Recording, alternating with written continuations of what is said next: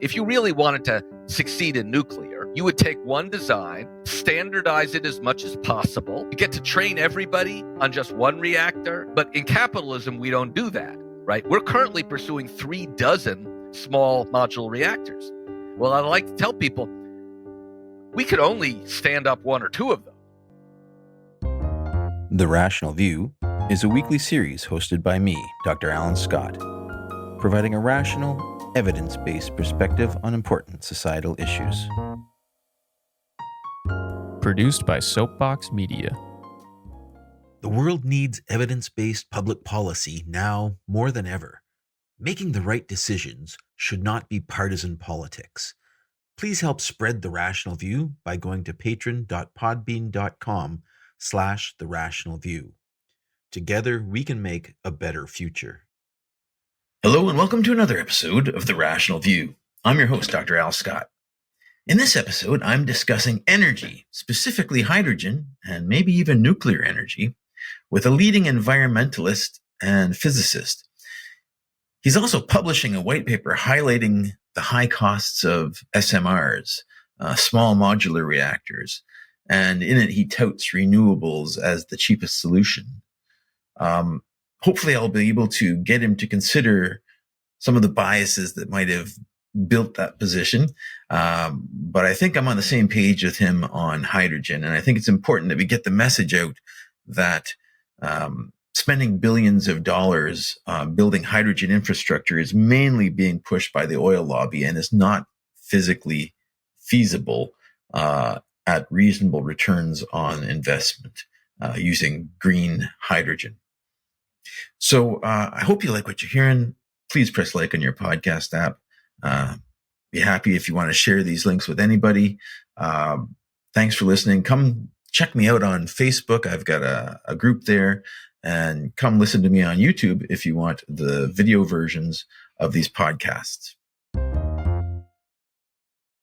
A physicist who studied physical oceanography, Dr. Joe Romm, is a senior research fellow at the Center for Science, Sustainability, and the Media and writes the blog climateprogress.org. In 2009, Rolling Stone magazine named Romm to its list of 100 people who are changing America, and Time magazine named him one of its heroes of the environment, calling him the web's most influential climate change blogger. Before that, he served at the Department of Energy in the Office of Energy Efficiency and Renewable Energy, a $1 billion program responsible for much of the U.S.'s clean energy and greenhouse gas research and development. Dr. Romm, welcome to The Rational View. Oh, thanks for having me, Al. So you've recently put out a new book called The Hype About Hydrogen, yes, which you basically make the case that the so-called hydrogen economy is all hot air. And in the foreword to your book, it's claimed that hydrogen, direct air capture, and geoengineering are the worst of the almost good ideas for addressing climate change. Can you give me a little background as to, why this is? What, coming from a physicist, I think I'm on the same page with you here, but I'd just like to hear, for the listeners, especially why hydrogen is such a bad idea.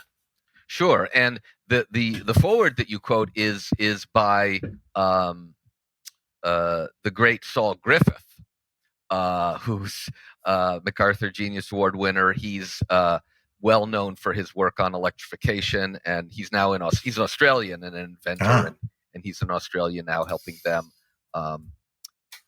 I was in the 90s. I worked at the U.S. Department of Energy, and ultimately I ran the $1 billion Office of Energy Efficiency and Renewable Energy.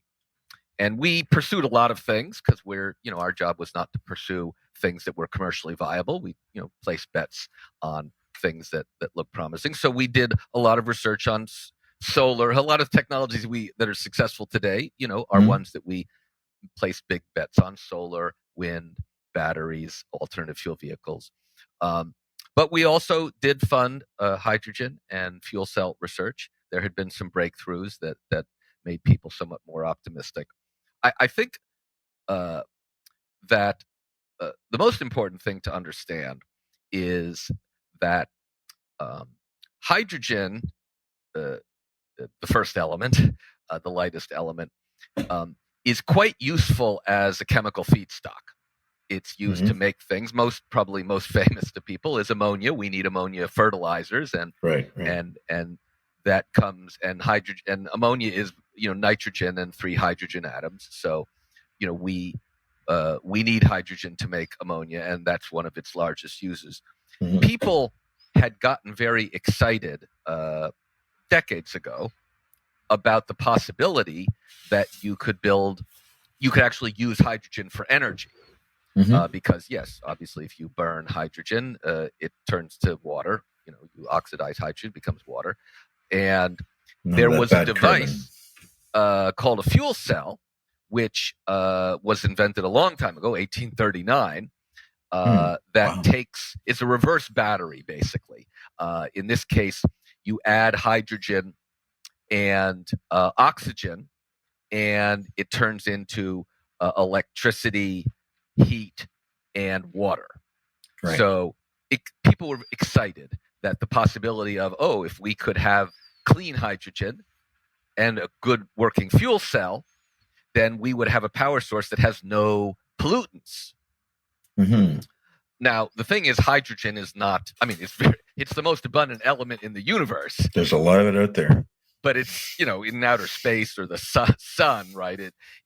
On the Earth, it's kind of bound up tightly, right? Otherwise, it floats away. It's very small. It gets out of things. It's hard to keep on the ground. It floats up into space, and away it goes. So it's mostly found. Well, obviously, it's a major component of water, and it's a major component of hydrocarbons, right? That's what and carbohydrates, right? So the sources of energy, fuel for us and fuel that the world uses. And when you take a hydrocarbon with coal, oil, or gas, the cleaner, the more hydrogen there is, the cleaner it burns, right? And that's why natural gas is 1 carbon and 4 hydrogens, whereas coal is mostly carbon.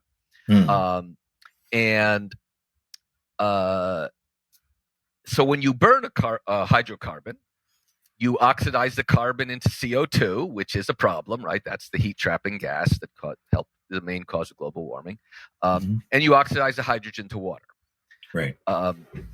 So the point is, on the Earth, the hydrogen is bound up tightly in various molecules. Right. And so how do you make this hydrogen? That's always been the quest. You could if you had an abundant amount of renewable energy, you could take a device known as an electrolyzer.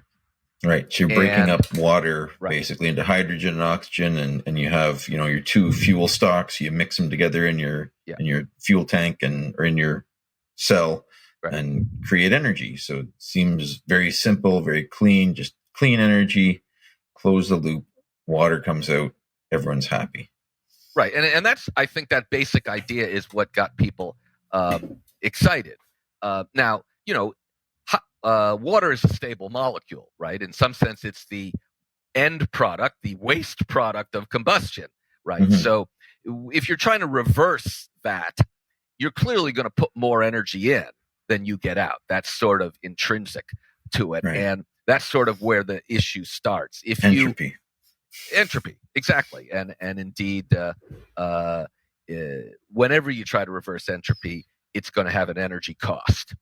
And in this case, typically, it's going to require like 30-40% more energy to split the water into hydrogen and oxygen. But then you have the hydrogen, you have to have something useful to do with it. And if you want to move hydrogen, so you're going to have to, it's not easy to use, right? It's the leakiest gas. It will tunnel through and kind of poison most metals. It'll embrittle metals. And so you have to be very careful with it because it's so leaky and it's invisible and it burns invisibly. In industry, it's used very carefully, right? In very controlled settings. And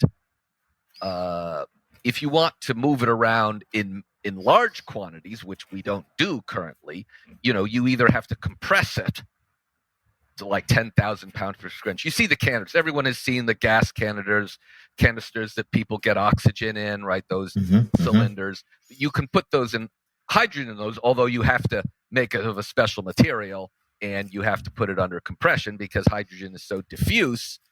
If you want to have any significant amount in there, you're going to have to, and that's going to cost you.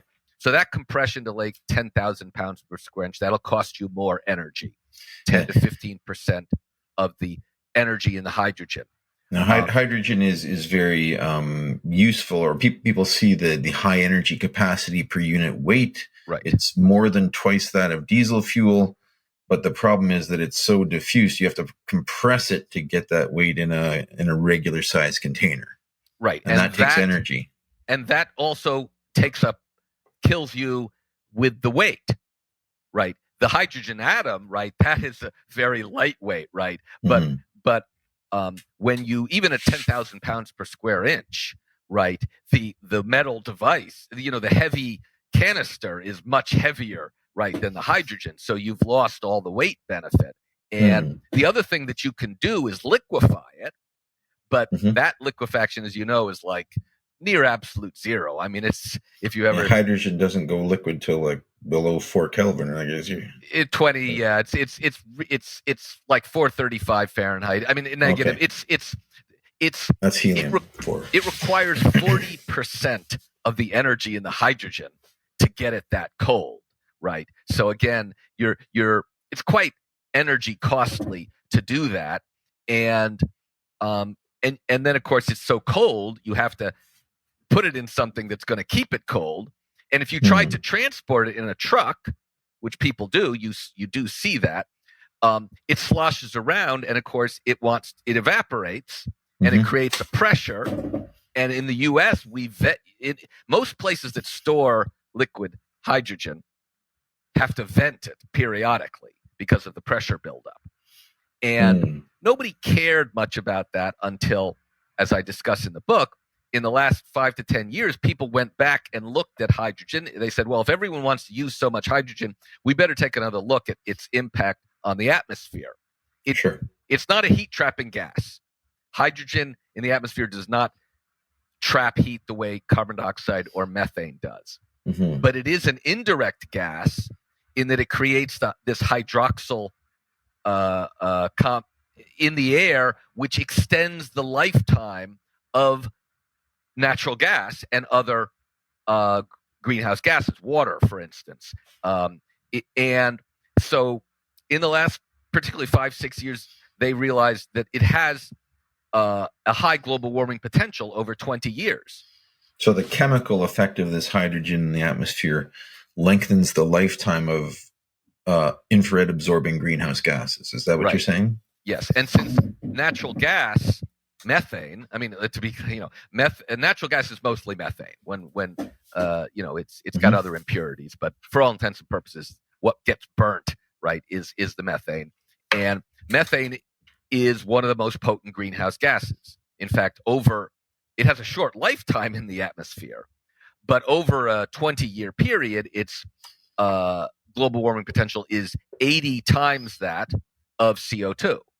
Yeah. And that's why those people who follow climate may have heard of, there's the world got together in recent years to say we need to control methane leaks, because even though CO2 is the big problem because it lasts in the atmosphere so long, we got to worry about short-term warming because we're getting near levels, right, of warming. We're already very close to 1.5 degrees C, which is this threshold that the nations of the world said you really should try not to cross that, and the Paris Agreement, the Paris Climate Agreement, basically said we should keep total warming well below 2C, and which is 3.6 Fahrenheit for the Americans listening.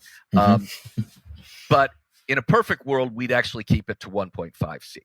And now, I interviewed Professor David Winfield, who is an environmental person. He says, burning natural gas is worse than coal for the environment when you consider leakage from the point of well to the point of use, and the enhanced short-term effects right now of methane.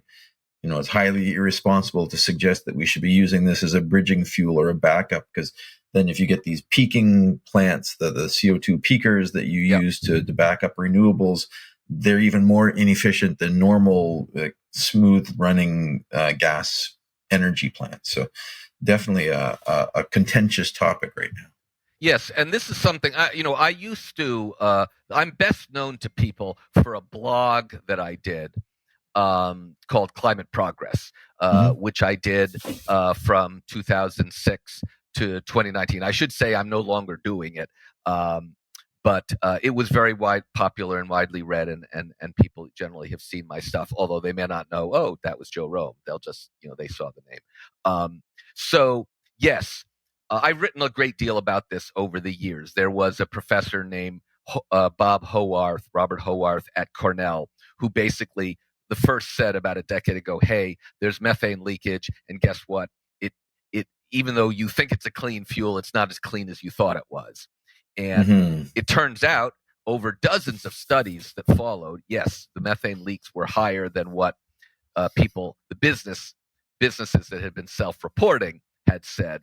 So yes, they said no, there's no problem. It's well below 1%, and now they have satellites up there. GHGSat now is picking up leaks from these abandoned wells and places around the world. It's like, oh, maybe we weren't quite so honest. Absolutely, so yeah, I mean, people have been converting from coal plants to gas plants around the world, but they haven't had a lot of benefit. And by the way, it's worse in Europe, because Europe used to get most of its gas, and Russia didn't look into leaks at all. Russia's pipelines were notoriously very leaky, so Russian gas was quite dirty. Now, of course, they get a lot of gas from U.S. liquefied natural gas, but guess what? The liquefaction process also creates leaks, and it also uses a lot of energy, and then you ship it overseas. So, in fact, using U.S. gas, which has its own leaks, liquefying it, shipping it overseas, and distributing it is not better than the coal they were burning. And so, yeah, I mean, it's, energy. I don't think energy is complicated, but it's not simple, right? And so you have to walk that line between, I don't want people to think, oh, this is too complicated for me to understand. And it's one of the reasons I wrote The Hype About Hydrogen, is to go through all of these points. Because I think if we go to this, what's the problem with hydrogen? Here's the problem with hydrogen. Let's say, as people did and still do, some wanted to run a car on hydrogen, right? Yeah. You would want to use renewable power, right? You'd want to split the water with renewable power. So you'd buy an electrolyzer. You'd get clean power, anyways. You'd get the renewable power. You'd power the electrolyzer. You'd split the water. You'd throw away 30% of the energy in the electrolysis process. Then you're going to compress it or liquefy it. By the way, liquefaction uses 40% of the energy. So you're going to ship it to some fueling station. So that's going to use another 15, 20, or more percent. Then you're going to pump it into a vehicle. And that vehicle is going to run it through a fuel cell, which is also going to throw away over 50% of the energy in the hydrogen. And it's not a cheap device, and we can get back to that. No one's ever figured out how to make a cheap fuel cell. And at the end result, you're just taking the hydrogen, running it to a fuel cell to get electricity to run an electric motor. So clearly, if you could skip the hydrogen and just get the green electricity to the car through a battery, right? You'd be able to, and as it turns out, your round trip efficiency of renewable electricity, power lines, battery, discharge battery into electric motor, that's about 80%, maybe 75 to 80% efficient. And it keeps getting better because power electronics and batteries keep getting better. But to go through the electrolyzer, shipping the hydrogen fuel cell, you're going to be left with maybe 20%. So the point is, it's so much more efficient to simply use the renewable electricity directly than go to the elaborate process of splitting it into water, splitting water into hydrogen. I sometimes analogize, it's like if I said to you I wanted to ship water to you, and the way I was going to do it is turn the water into champagne, ship bottles of champagne to you, and then you would distill that to get the water back. Right? So it's not the thing to do. Now, remember, when I wrote the original book, because this book I'm writing now is after 20 years, I updated the original book. In the original book, General Motors had sort of failed with the EV1, right? And it wasn't clear. Batteries weren't good enough to run a car. So people were still interested in hydrogen.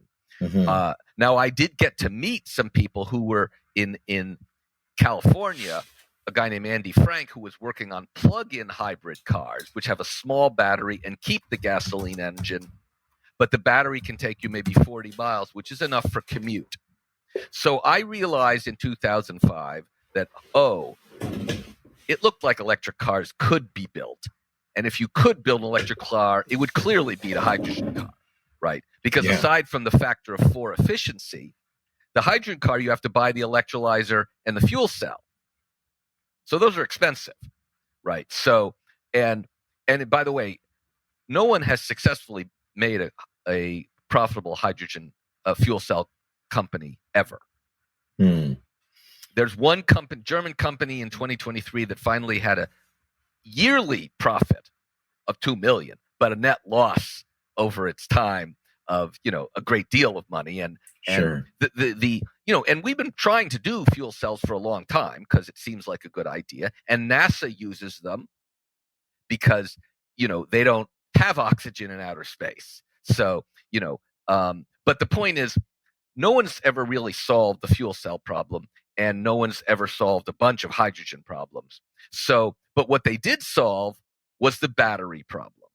And batteries have gotten astonishingly better, much better. I don't think anyone anticipated what would happen with the lithium-ion batteries and the next generation, and that they would come down a learning curve, not just a price learning curve, but then they would go up an energy density learning curve.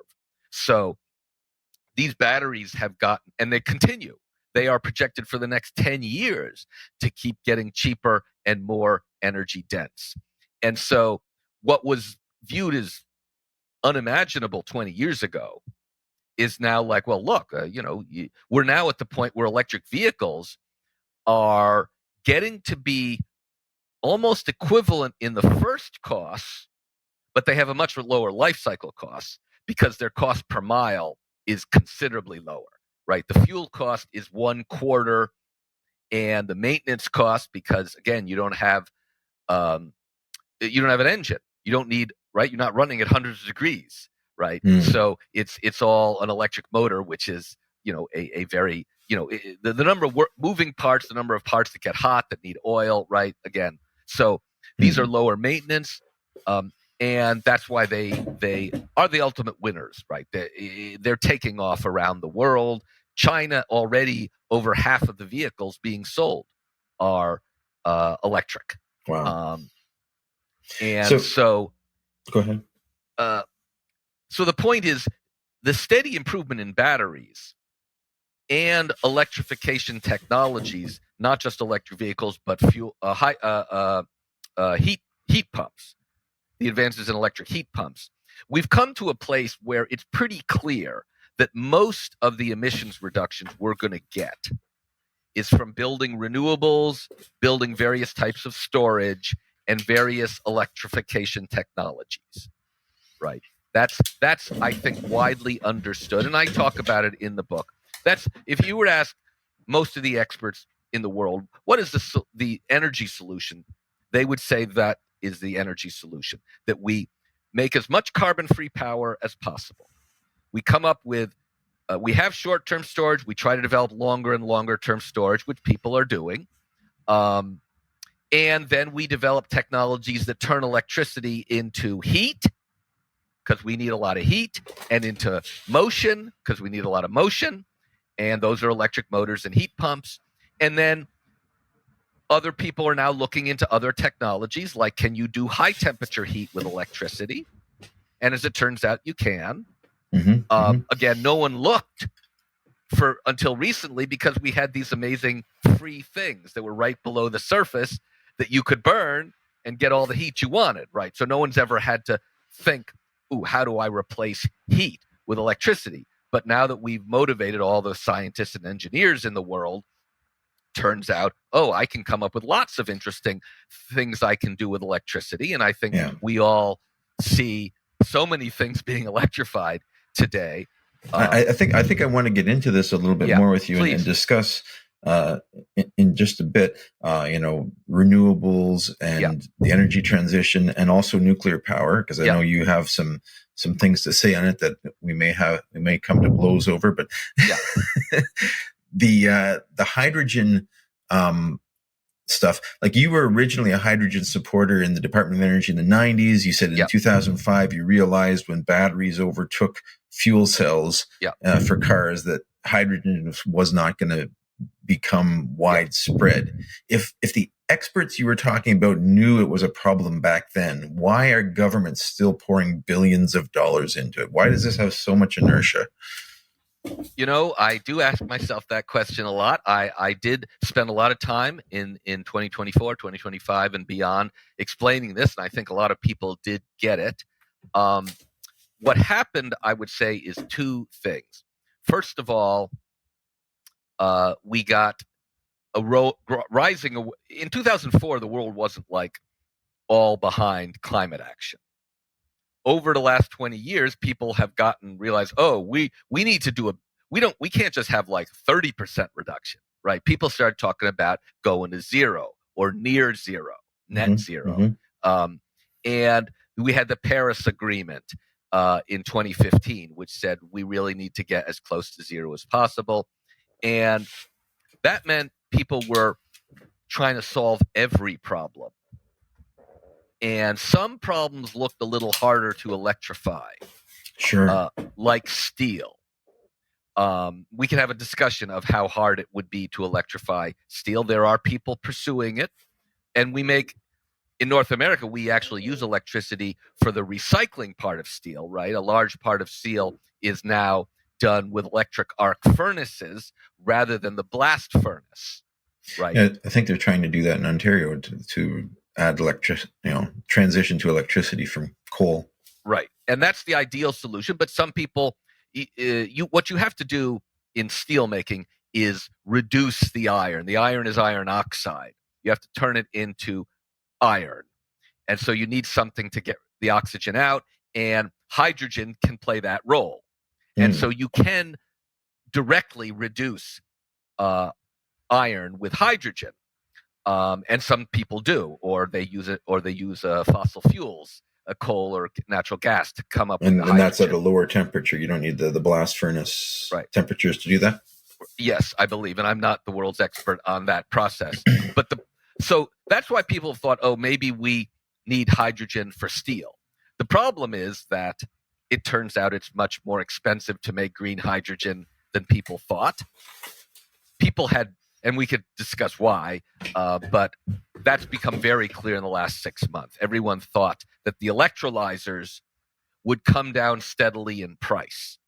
But in the last 2 to 3 years, electrolyzers went up 40 to 50% because it turns out because we had the inflation of raw materials, and because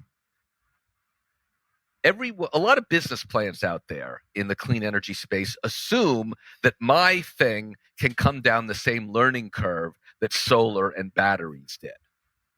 But as it turns out, most things do not come down that kind of rapid learning curve for 30 years, right? You need very special conditions, right? The thing has to be a very modular thing, like a solar cell, right? And it also has to be easy to deploy modularly, like in groups of panels, solar cells grouped into panels, right? Electrolyzers are not such a technology. They're big. They involve lots of, metal and things that don't come down a learning curve, right? And it's the same with nuclear plants. That was, certain things historically don't come down a big learning curve because they're made out of things that are not new, right? They're not, chips, right? I mean, the thing, solar was able to take advantage of all the advances in silicon manufacturing, right? that led to the steady improvement. So the point is, we see a lot of business plans with people saying, oh, well, hydrogen's going to be cheap in 10 years because it's going to get cheaper by 10% a year the way solar did. But then, as it turns out, no, not. You can't wave that magic wand for everything. Very few things come down. So a lot of it depends on technology breakthroughs, right? I mean, batteries, for example, if without the lithium ion, we'd still be wondering how to get these hydrogen things working. Yeah, and what's more, as you know, you need a big market to incentivize the venture capitalists and the innovators, right? And so there was always a big market for a battery once we needed phones and laptops, right? That's what got us there, right? You need a pathway, right? Just like solar panels started, NASA needed them, and then remote people needed them, right? So you come down a learning curve. The learning curve is basically every time I double production, I drop the price, let's say 15%. But I've also, by dropping the price, I've expanded the market. More people can now use it, right? The first batteries were not used in cars, right? They're used in a product that's so expensive, no one cares. They're willing to pay a lot for an extra few hours of a phone use, right? Or a laptop. Well, wow, I could become rich if I can make this battery 10% better, right? Or even 5% better, right? Someone's going to pay me for that. So that's what has led to 20, 30 years of steady advances in these batteries. That's the world you have to have. And that's another problem with electrolyzers. There's really not a lot of market for them other than making hydrogen. And we don't live in a world where people use hydrogen except for a few narrow purposes. This was, by the way, I'll just say, this is called the chicken and egg problem. Until Makes sense. Have a commercially successful device that uses hydrogen, who is going to spend the money creating a massive infrastructure and production capacity for hydrogen? It seems like this is being artificially pushed by oil, to greenwash continued production. Is that fair? Yes, that's the other piece. Besides the desire to take every sector down to zero, including things that are hard like steel or jet fuel, then you have the oil companies who thought, well, look, we're the ones who use hydrogen. We move hydrogen around, right? We know how to handle it. And we know how to make it from fossil fuels. So sure, let these people say that they're going to do green hydrogen, but at the end of the day, that's going to prove to be difficult and expensive, and they're going to come back physically. Yeah, right. Just physically, right. So where it's easy to take CH4 methane and split out the hydrogen and the carbon, right? So they want the governments to fund the infrastructure to build the hydrogen distribution, the hydrogen engines, and then they're going to benefit off it by mining more gas. Right. And so so they saw this as, this is what we do. We produce we produce and move around natural gas. We also know how to move around hydrogen. So if the future really is going to be reforming, it's called steam methane reforming. There's another way to do it too, but it's called steam methane reforming. Is the primary way in this country that we make most natural gas, is take the methane, split out the carbon and hydrogen, and we let the carbon become CO2, and we let it float away. Now we could capture it, but that has its own. More expensive. It's expensive, yeah. And then you got to move it and bury it somewhere, and that's a whole another problem. So, yes, that's, by the way, called blue hydrogen. If you capture the CO2 from the reforming process, but as I explained in the book, it's not going to be green because it's got the methane leakage we all know about. Then you've got the extra hydrogen leakage, right? Then you can't capture all the CO2 anyway because everyone who tries never captures. They say they're going to capture 90 to 95%, and the studies show they rarely capture more than 70, and many people capture less. So there isn't a green way to make hydrogen. That's really what it comes down to. That's one of the main points of the book. I go through a lot of different ways that you could make hydrogen, but the reality is that the only green way is expensive and inefficient. So you can't really have carbon-free gas. Like you're saying that, burning these stuff, people say they can capture it, but they don't. They don't capture all of it.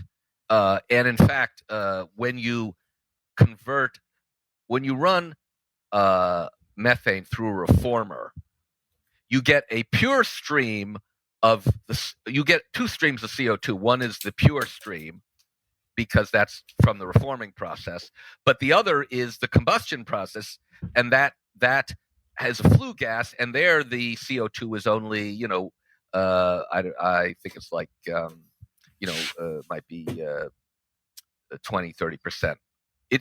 In other words, it's complicated to pull CO2 out of the flue gas, right? And so no one's ever really done a commercial blue hydrogen project where you take methane and you capture the hydrogen, and then you capture 90 to 95% of the CO2. Plus, of course, you're going to have to pipe both the hydrogen and the CO2 someplace to use them. Not cheap. Unless you can build a pipeline.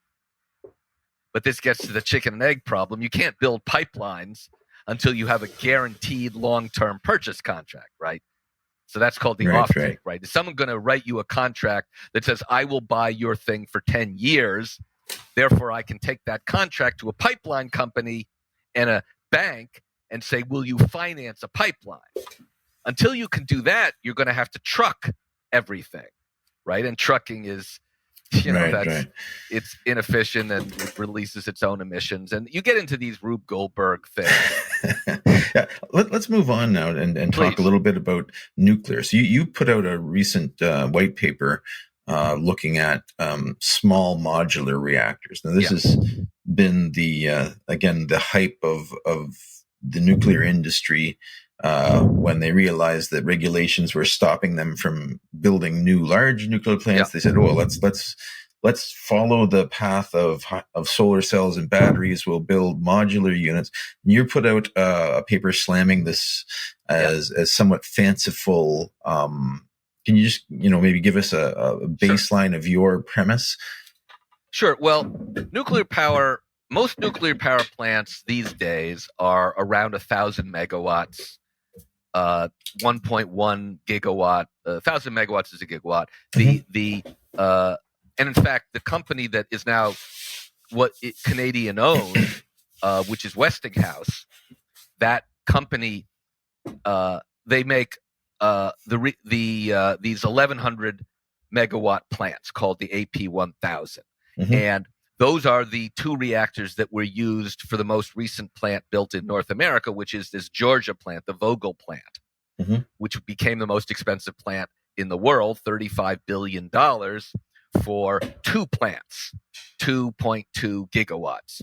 And so the net result is these things are very expensive. And per megawatt. I mean, these are the most expensive electricity.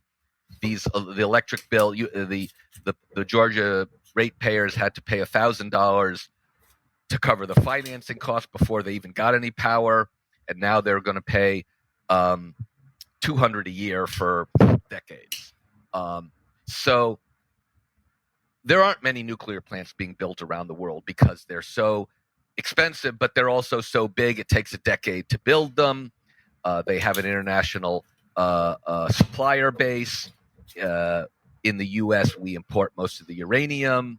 In fact, we get a quarter of it from Canada. So people said, well, look, these plants are too big, so we want to build, let's say, a 300 megawatt plant.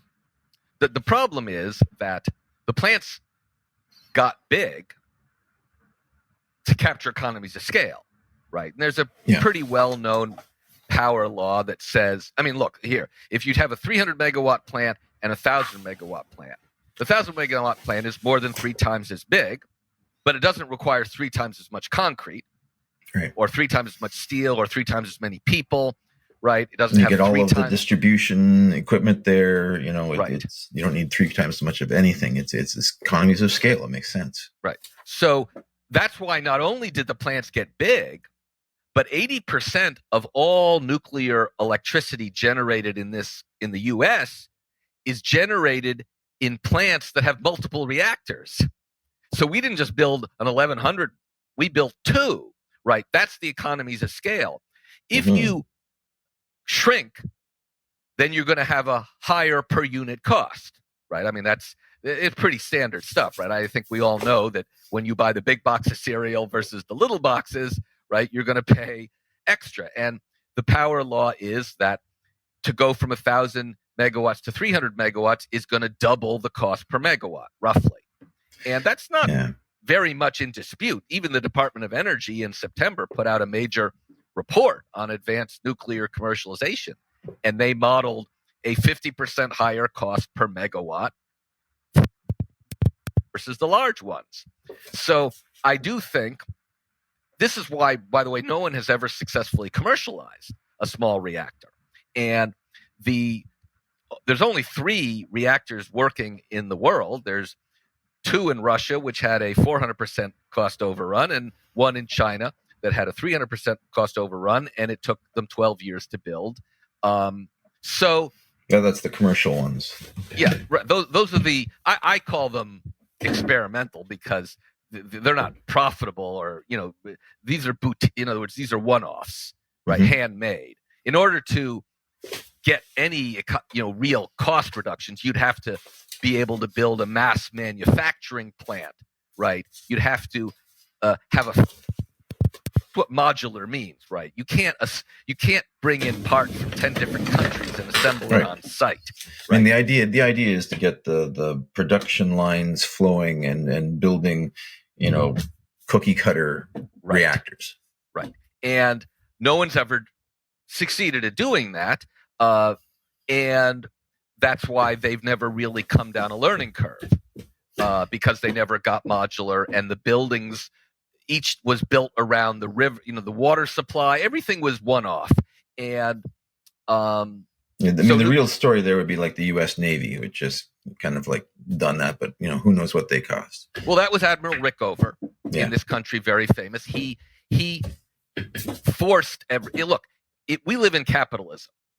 If I were to say, the DOE report makes clear something I've said for a long time. If you really wanted to succeed in nuclear, you would take one design, 1,000 megawatts, standardize it as much as possible, standardize the design of the whole reactor, standardize the siting, right? The approval process. You get to train everybody on just one reactor, right? So, but in capitalism, we don't do that, right? We're currently pursuing 36 small modular reactors. Well, I like to tell people we could only stand up 1 or 2 of them. You're not going to get your savings of mass production if you end up with 5 companies competing. Right. It fails completely. And I totally agree with the idea that, we should be building the larger reactors.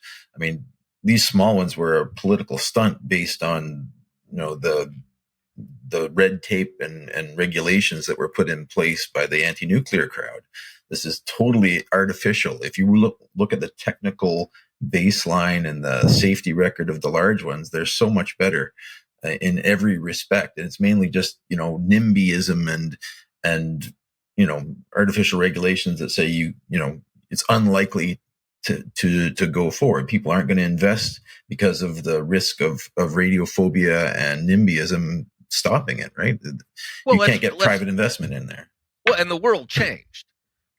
Natural gas got cheap, and then solar and wind got cheap, and then batteries got cheap. And so suddenly there were these alternatives, and they were cheap. And so that sort of, and also the other thing that happened is demand growth in the US and the Europe.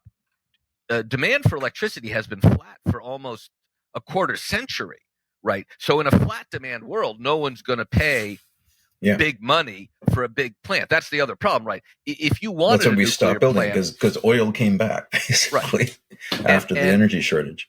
Well, also gas plants could be like 200 megawatts, right? If you were going to buy a nuclear plant, you had to one size fits all. If you didn't need a gigawatt, right, and the big price tag that comes with a gigawatt, you were not going to. So that's why nuclear kind of faded away in the rich countries, the OECD, and we only saw it in places like China and India and Russia that weren't market economies. But isn't that a case to be made for SMRs then? If there are all these 200 megawatt oil refineries, we could replace them one at a time. They're sited by cooling. They have the electrical distribution infrastructure there. It seems like a no-brainer that you could replace these with nuclear and have a much cleaner system. Right. That in theory, the problem is the cost, right? In order to get to that cheap cost, you would have to pick one or two designs. They would have to work. These are novel technologies, right? No one's ever built a successful nuclear plant the first time around, right? You can't remember what Elon did with the Tesla. He took a gamble. He built the manufacturing plant at the same time, right?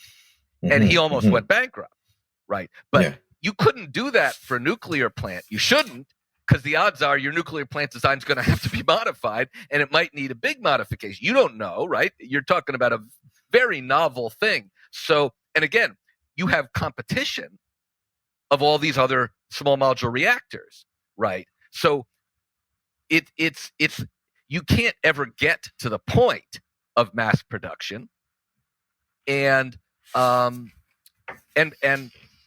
you'd have to guess what the right size was, because the fact is some people do want a big amount, right? Now we have data centers. So anyway, I think that but let me just throw the big monkey wrench in, if that's something they say in Canada too. Tariffs. Trump. You can't stand up a new technology like small modular reactors without, if you pissed off some of the original sales were going to be in Canada, some are in Europe. We get 27% of our uranium from Canada, right? We get there's a rare metal called yttrium. You may not have, you've heard of, but I tell people, they say, what's yttrium? It's YTTRIUM. It turns out on the DOE's Advanced Nuclear Report, they list the rare things you need to make a nuclear plant. Yttrium's on their special list. Well, guess what? It's also on China's special, maybe we're not going to give it to you list now. So and this tariff problem is also a problem here in Ontario. As you mentioned, Ontario's decided to try to build the first SMRs at Darlington, and we've chosen the Westinghouse AP, less than 1,000 design. And there's a lot of worry in Canada because this runs on enriched nuclear fuel, and we don't produce that here. That comes from the US. So we're making our electrical production dependent on the whims of your government if we go ahead with this, even though it's now a Canadian-owned company. Right. I mean, we'd have to set up, a nuclear enrichment if we wanted to run this thing. And there's certainly, we've been very successful with our CANDU reactors. Like we have a design, we've replicated it. It's, it's doing very well. And we're going through right now and refurbishing all of our, 1970s, 1980s plants to double their lifespan. Basically, we're going through and taking out all the boilers and replacing the calandrias and, giving them another 40 to 60 years of life. And it's, it's going on budget, on time. It seems to be working. Why try something else? That capitalism aspect of it is difficult. I mean, and, the cost of, you properly bring up the cost of Vogtle as a disaster effectively. I mean, the original contractor went bankrupt 5 years into the project and had to hand it off to someone else. And then as they were building it, they had the Fukushima disaster, which meant all the regulations changed and they had to go back and refit new safety features in it. I mean, a master class on what not to do in major infrastructure projects. This is, and so, point taken that there are, I don't think this is emblematic of nuclear industry. If you look at Korea or some other places, they're building these things very quickly. The median build time for a nuclear reactor is something like 6.3 years from shovels in the ground to power. So, well, right take now, it with a grain of salt, right? Yeah, look, I think that Europe and the U.S., the OECD is not building many of these plants. Canada. The biggest builder right now is China, and frankly, they're building so much solar and wind. I mean, I had this chart in the paper which shows over the next 6 years they're planning to build 35 gigawatts of nuclear, which is the most of any country in the world. In 2024, they built 350 gigawatts of solar and wind. So yeah, but it's only got a 20% capacity factor. So that's only a factor of 2. Right, but it's 1 year versus 5 or 6. I'm just saying that I would not advise Canada or anybody to go the small route. The other point I was going to make is, of all the power sources in the world, nuclear is probably the one that has the most international supply chain, because we mine the uranium one place, we refine it somewhere else, we enrich it somewhere else, we use rare earth metals, and look, in the U.S., right, we just put on steel and aluminum tariffs, right? So yeah, we're pretty lucky up here in Canada. I think we have 96% of our product line is domestic for our can-dos. Yeah, and that's I think so. Yeah, I think we agree that if a country wants to go down the nuclear path, they need to pick a design that's big, right? Basically, and get everyone on board with that, which isn't quite how capitalism works, but to have 2 or 3 dozen small reactors competing for whatever 10 or 15 years, most of them have to go bankrupt. And if 1 or 2 in the year 2040 come out ahead, it's just not. It's too late, and it's still probably not going to be cheap. It actually reminds me very much of the satellite communications market. I work in that business, and they have these big constellations that they put up. And so far, other than SpaceX, the only successful business model was the Iridium model, where they built this huge constellation of communication satellites, went bankrupt, sold it for pennies on the dollar, and now operate it successfully. Right. Yeah. So there is a capitalist market that works, but you need that first flunky to take the fall. that I've heard that's true of hotels. Many things don't succeed the first time around. Yes, exactly. You don't want to be first. Is the short, and that's probably true of nuclear reactors. You don't want to be first. You want to let someone else have the growing pains. I want to discuss a little bit about you mentioned in your white paper, which you shared with me. Thank you, on the operating costs of different options of power, and you were saying, I think you were basing your nuclear costs on Vogtle. Is that probably true?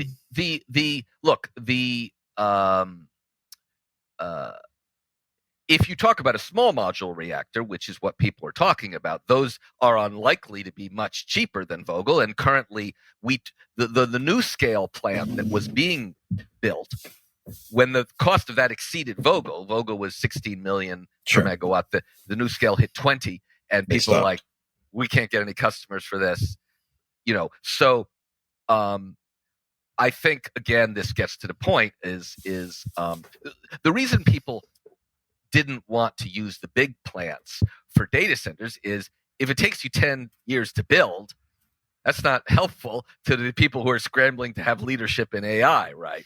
And your point is that the SMRs aren't going to be much faster because they're the first, and they're not going to be cheaper. They're the first ones out, right? I mean, first of a kind. You're definitely going to have growing pains. You're going to have a slow rollout. You're going to have 12 companies going bankrupt for every one that succeeds. Yeah. It's not like, and like I said, and if you read there was an IEEE, article written 10 years ago, which basically said, look, small modular reactors, no one succeeded. And here's why. It has these fundamental issues that, it's why nuclear plants have gotten bigger and bigger and bigger. I have a chart in the paper that shows this. So again, I think that the SMR hype is built around a lot of venture capitalists and startups. If you can be the first with a good product, you probably win because the duplication costs are low. Mm-hmm. But that's in the world of bits. In the world of molecules, duplication cost is not low. And the first one you build isn't cheap, but nor is the second one, right? And nor is the third one. And so... as you say, doubling of production, cuts the price by 15% or something. Yeah. And again, you can only imagine an SMR working in that scenario is if you could sell globally, right? You're certainly not going to stand up an SMR company if you're the United States and you pissed off everybody and they don't want to buy. I mean, why would you buy an experimental new product from US right now? I mean, I hate to say it, but it's just the risk is like, well, what if I lose a key component? Are they going to be able to? So the point is, if we piss off US and Canada and Europe, who are the customers for our SMR? Just us. Is there that big a market? How many SMR? So the point is, how many oil or coal plants do you have? Exactly. And again, that's the other thing is there is the competition. I mean, we're going to electrify. Right? We're going to have maybe not in the next 4 years, but we're going to have electric cars. We're going to have heat pumps instead of coal or gas if we want to slow down the climate issue. So looking at the IPCC projections, they're talking about tripling the electrical grid to do that. So at some point, we're going to need to expand. So the question is political as to when that happens, I think. But I would also say that I am bullish on enhanced geothermal. I think that basically for those, we've mostly had geothermal where the heat is near the surface, right? The geysers, that sort of thing. Iceland, yes.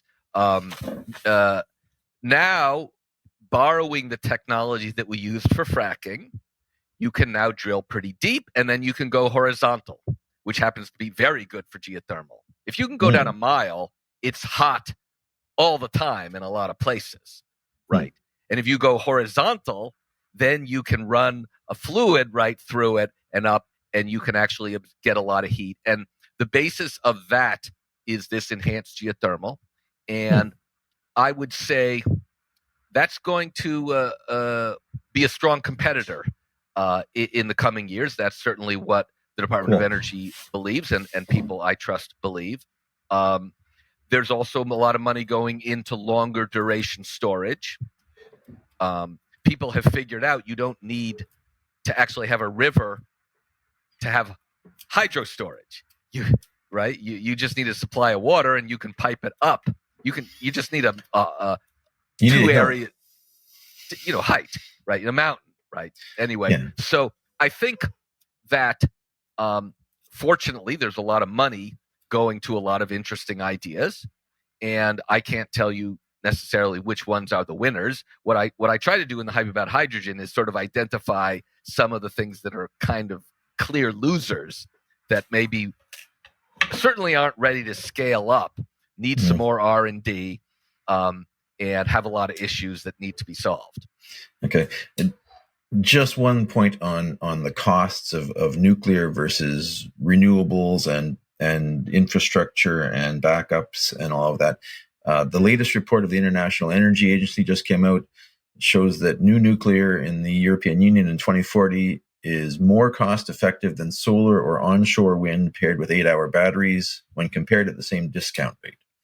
And discount rate is a magical economic term that makes the long life of nuclear equivalent to the 20-year life of solar and wind. If you put a big enough discount rate and make the future worthless, then building anything that lasts more than 10 years, you don't get any payback for. And that's what most of these comparisons, if you look at the capitalist stuff, Lazard and LCOE and all this stuff, basically you get nothing for having a 40, 90 year nuclear plant compared to these things. So if you look at them at a relatively low discount rate, I mean, you can play with the value over time of all of these things. But, if you look at the actual costs of electricity in places where they have nuclear, and my colleague, economist Edgardo Sepulveda's looked at this, the cost of electricity versus nuclear percentage is a pretty straight line. The cost versus solar and wind and backup is an increasing line. If you look at Germany's cost of power, for example, the cost of building it is not bad, but the problem is it makes everything else more expensive, because now all of your stable generating stuff is being turned off when the sun shines and the wind blows, and so you decrease what you're getting back for your investments on everything else. So it's a kind of a vicious circle right now. Yeah, look, it's a complicated analysis. Here's what I would say. The IEA number is based on a lot of assumptions, including nuclear becomes a bigger and bigger industry and gets economies. It gets down a learning curve of some sort. And all I would say to you is, I'm not disagreeing. Pick a reactor. Pick one. If the world could pick a 1,000 megawatt reactor and say, we're all going to do this, I would say, yes, that is a strategy that is I would say that's the only strategy that could work, and I think it has a decent shot and it's worth pursuing. But if you tell me every country is going to try to do this on their own and venture capitalists get to do their thing on their own too, then I'm just going to say to you, you got to look at the competition, right? The competition has figured out how to be on a learning curve, and they're still on that learning curve. And, so I'm not, if you see what I'm saying, I can see the right way to do this. I just don't think we're doing the right way to do it. Well, I think we're getting to the end of our time slot here, Joe. I really appreciate you coming on and giving us the time to chat about your book, The Hype on Hydrogen. The Hype About Hydrogen. You can get it at Amazon. Yeah. Yeah. So thanks so much for giving your time. If you'd like, I can send you a Rational View T-shirt to commemorate your time. I would love that. Absolutely. Awesome. All right. Thanks so much, Joe. Thank you.